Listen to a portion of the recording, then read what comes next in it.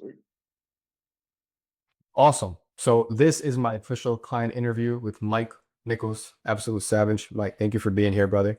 So Mike has been able to, in under 90 days, the program is 4 months. Okay, that's what OptiLife is. But in under 90 days, this man himself was able to double his commissions, not even 90 days before that. And most importantly, build a sustainable lifestyle that allows him to show up, operate, and unlock peak performance every single day. And that has also led him to double his productivity, double his focus, double his energy, scale his commissions, and most importantly, scale his life, scale his health. That's what we're here for. So, Mike, thank you for hopping on this client interview. Dude, you're a savage. I'm so excited to hop into this interview and kind of break down what's your mindset behind things, like how was it coming into it. But if you kind of just want to drop a little bit about yourself, tell the audience kind of what you're doing, what the situation was, let's start there, bro. Yeah, man, definitely. Thanks for having me on. Just to kind of give you clarity too, before I met you and, it was like kind of, just a grind, workaholic basically. I started my business, about 2 years ago. And, we were, at the beginning, we were founder-led sales. Until this day, we do still founder-led sales. And, it was just getting to the point where like, our business wasn't growing because, we were just working till 3 o'clock because we're on sales calls all day. And, I was just at the point where it's like, okay, cool. I want to hire, but I still have to have the energy to take calls and train at the same time. Right. So, when I first met you earlier in I would say early spring, I had just got off of like a good 2 months of just literally what I said, which is grinding up to 3 o'clock, finishing projects. And it was to the point, going into my 30s, I just couldn't really see myself sustaining that. And I needed a way to just basically, like you said, optimize my life, not just for business. Obviously, that's like your world 80/20, but really for my well being for the rest of my life, right? Getting older, managing people, and being there for my family, I always get reminded when, I'm sick or I'm just like out of it. It's just like my health is like, doesn't matter what's going on in my life, your health is always number one. So, but yeah, networking with you so far, I've been able to really like clarify what I really want, more so than just business. So yeah, man. I love it. That one touches home, man. We're doing things bigger than the purpose of ourselves. And I love that one. It's interesting too, brother, because you are, I don't want to call you old. Okay, don't get mad at me. But Yeah. typically sometimes some of the other clients that, we work with, they're typically maybe sometimes maybe 23, 24, maybe even getting into the game, right? Still very skilled at 20. Yeah. You're unstoppable, you're bulletproof, right? So it's hard Mhm. to see how, well, if I get sick, I'll deal with it then. But when somebody's sick, all we want is our health to feel normal. What would Yeah. you say, knowing like, because you were 24 at one point, you were 22, you were grounded. What would Yeah. you say to someone that's like, dude, like, I really understand, like, anybody can benefit from this, especially me, since my income is tied to my performance, but I'm young, like, I don't need something like this. Like, what would you say to that person being been there, done that phase? Yeah. Good question, man. Personally, I think age does play a part. I feel like, and I always use my grandmother's reference. She's like, your body can be 74, but your mind can always be 21, right? And at the end of the day, I always see your mind as a computer. And there are going to be times when you could really grind it out. At 22, I was able to just work double shifts and, just grind it out and wake up the next day fine. Um, but it wasn't sustainable, like I said before. It works for a short period, but when it starts to affect, not being able to go out because, you have to work and you're just tired and your social life starts to become effect.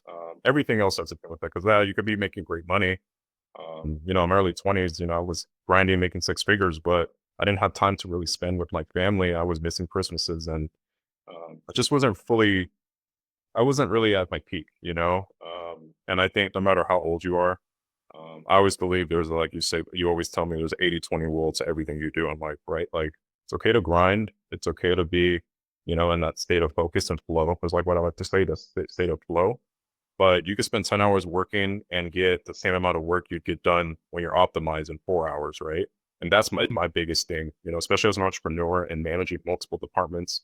Um, it's just really getting back that I can wake up, I have a really good wind up, and I'm not lagging throughout the day. I can knock out 6 hours of work and 6 hours of calls without having feeling like I just worked a double shift, um, and I'd still be able to like maybe even do a little bit of work after that, because I just got so much done and I still feel energized and focused really. And like I said, in the state of flow, you kind of find your purpose, and your work becomes fun. I think at the end of the day, you don't really want to be working just to like, obviously you have to, pay your bills and all that stuff. But when it becomes just like a grind, literally gears are grinding, you know, you just kind of lose that flow and that focus when you're not really focusing all in. 100%, 100%. I'm trying to understand that.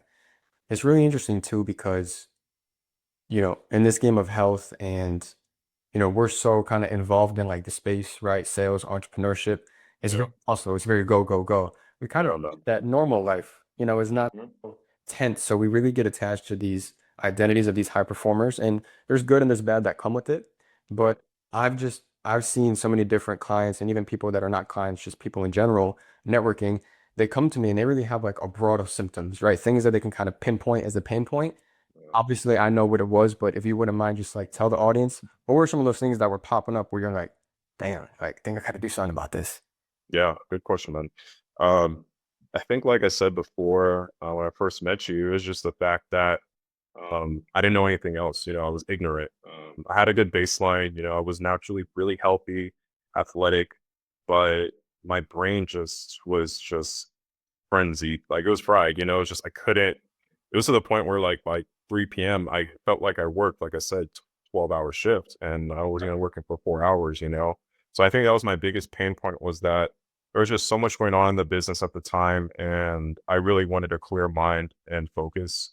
Um, and realizing that like this isn't the way. This is sustainable, right? Like, yeah, we can scale the business, which is great, but um, what does that leave you with? Like that health, you're getting sick. I'm just not enjoying what I do. So I think my biggest pain point was just like I needed clarity, focus, and I just didn't want to crash anymore. 100%. Yeah, bro. I get it, man. There's nothing like, in this game, you have numbers, you have data, you can Yeah. duplicate that so you can manipulate variables. But if you can't duplicate your behavior that allows you to control those variables, you have to really ask yourself, especially in sales. A lot of times people aren't saving a lot of money. The lifestyle's kind of coming up with it. You have to ask yourself, what happens when the gravy train stops? God Yep. forbid, what's the plan then? And you recognize that ahead of time. And I think that's one of the reasons why we align a lot. So I love that about you, Mike, and that's great. Something that does come to mind here is there's a lot of things on the market like workout plans, all this type of stuff. Obviously, what we do in the program is very unique. Is there other things out there like it? Sure. Is there anything exactly like it? Absolutely not. Right? It's very unique. It's very special. But from your perspective, I can talk about this at all, but this isn't about me. This is about you. What is the biggest pillar or the biggest takeaway after the 4 months? I know there's probably a few, but just try to pinpoint that one thing that was like, was a transition point for you? Was it kind of something in the habits? Was it one of the tests that we did that unlocked some insights in the data? What was that kind of turning point for you where you're like, damn, that was it? Yeah, good question, man. I think for me personally, it's always been the habits, right? I'm very accustomed to a certain thing that I do every single day. Mhm. And once that I kind of incorporate something new into my life, it becomes like you said, like a habit. And I think that and just being held accountable too, has really helped too. Cause there's a lot of times, like I'm managing teams where I'm managing my clients, and, I'm kind of helping them stay, accountable. But, you need that for yourself too. And it's all a domino effect at the end of the day too. So, I think yeah, I think for sure this is helping me stay accountable. Whenever I have questions, I'm literally like, we had, a couple weeks ago where, I took a supplement that just was really not for me. And you always ask, I appreciate we always ask like why? Why do you think that? Instead of just giving me the answer, right? So yeah, I think that's been like one of my biggest takeaways is just like being held accountable and just implementing habits that fit my lifestyle. Everyone, like you said, is everyone's different. But I think kind of going into like showing you what I'm doing before we started working together, and then after it's just like I can see the change, you know what I mean, based on what you tell me. So yeah, man. Got you, bro. You know, I got you. Tell me, what was just for the audience? What's your favorite habit? Right. I know we have like a lot Oh man. over a period of time, but tell me, what's your favorite habit? What one I stick? have Yeah, bro, I have to say I would have to say two. I think definitely wind down has been big. Because I used to definitely be like I want to say night owl. Um, Mm. and I think just the walks, man, and getting sunlight. It's something that I used to do a lot, as I told you before. And like I said before, man, you kind of just go into a period of like, you don't see the importance of it until you see the importance of it, of Mm. not doing it, right? And once I started to implement that again, or having, like I said, someone help me accountable for that habit, it, really kind of opened my eyes to like, this isn't just for work. This is a lifestyle, this calms me. It just stresses me. And I'm not really a person that gets stressed too easily, but we're human and, things are going to happen, whether it's stuff going on in your family life, work, relationship, whatever, right?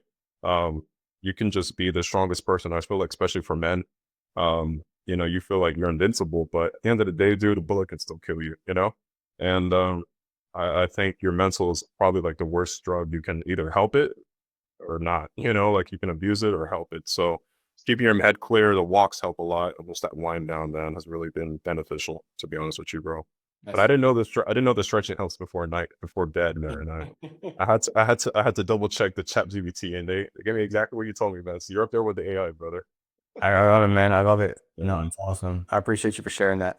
yeah, I think too as well, you know, I will admit one thing I pride myself on what I've created and the value that it adds is every single client has seen results within 2 weeks.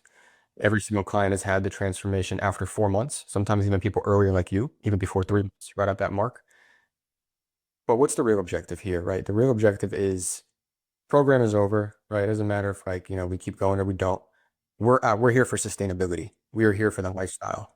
So tell me this, Mike, what things are going to allow you to stay sustainable outside of our coaching calls, outside of our accountability? I'm always going to be there for you. You know that. But when that kind of train stops, what's life going to look like for you then? yeah. Good question. I think for me personally, it just it kind of starts with, like I said, the habits. When we first started, I had a decent baseline, but I knew I could be better, right? And I always believe, and you've mentioned this too, is that like your body loves structure, and I'm the same way. Like post architecture, graduate, like I love that structure, but you do need days that you just need to just not be structured. And I think going into a lifestyle, you have to kind of always remember that. Like I always say, like you said too, 80/20, right? Where I kind of use like that one day of the week where I don't respond to clients, I don't respond to my team. It's just me and family. And I think that's how you manage it. It's all a balance, as cliche as it sounds, and everyone says it, but if everyone's saying it, there's truth to it. And I think just maintaining my 80/20, and like I said, if I could be optimized 5 days out of the week, which is usually Monday through Friday for me, it leaves me the weekend to like, just focus on my own self and prepare for the next week too. So I'm not just going every day 24/7 like a robot. Um, and I think that's how I can sustain it long term. And like you said, I've taken so many resources from you and taught it to others as well in my life. So I think that aspect too helps a lot because now you're like, hey, look, like this helped me, it may help you. And if it doesn't, cool, but at least you're kind of spreading that gospel. And you want everyone to live well. At the end of the day, like I said, it's all about your wellness. Yeah, optimizing for your sales and business and all that is obviously very important, like extremely important. But it really doesn't mean nothing when, at the end of the day, if you're not healthy and you're not there for people that you love and care for. So yeah, man. Oh, say it again, bro. Oh man, it resonates with me. You have a Yeah, 100 good. just on that. Yeah, Beautiful. man. Well, let's wrap things up here, brother. I have one final question for you, Mike, if I may. And that is, what's the next mountain you're going to climb with your health and your performance? You've been very successful so far. You've been doing great. What's that next northern peak? What are you shooting for? Dude, good. That's a really good question. I think for me, man, honestly, my biggest peak is just getting to the point where, like I said before, I can translate this into other people around me. Um, whether it's my friends, whether it's my family. I think it's kind of like a lifelong journey. Because at the end of the day, yeah, I believe, I'm always going to take care of myself no matter what. It's like, the whole saying, you put the oxygen mask on first before you help, your neighbor. But I think it's only so much you can help yourself. You really have to like see it in others because others will teach you more by yourself sometimes than what you'll learn just by yourself. So I think for me, it's just like really, I'm not trying to become a coach, but I think just really helping others, and even if it's just within your friend group, or your family, I think that's big enough because that can transition to another generation. And what I mean by generation, I literally mean like my kids and their kids, and that's like a legacy that I want to kind of leave behind is just health over wealth, no matter what. Yeah. Love it, bro. Super solid. And that's what it's about at, the absolute end of the day, right? It's about, Hmm. what are we making outside of ourselves? And it's Exactly. interesting too because, right, sunlight and walks, I know you love those.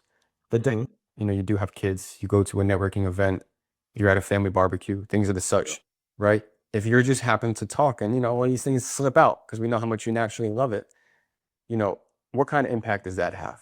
If that cousin then has their kids, right? Maybe you don't have kids at the time, and then they Yeah. start doing morning walks with them. Now their kids from the beginning age, their hormones are regulated purely by Mhm. sunlight and movement, right? So I just, I really kind of get fixated over that. That is the impact we make. I think it truly is the essence of like the tree and its roots. And every day that we continue to get more knowledge and apply it, we're watering those roots, we're making it stronger. And what happens with roots? They may kind of be silo for a while, but what happens? They always interconnect with others, with people, with their habits all the time.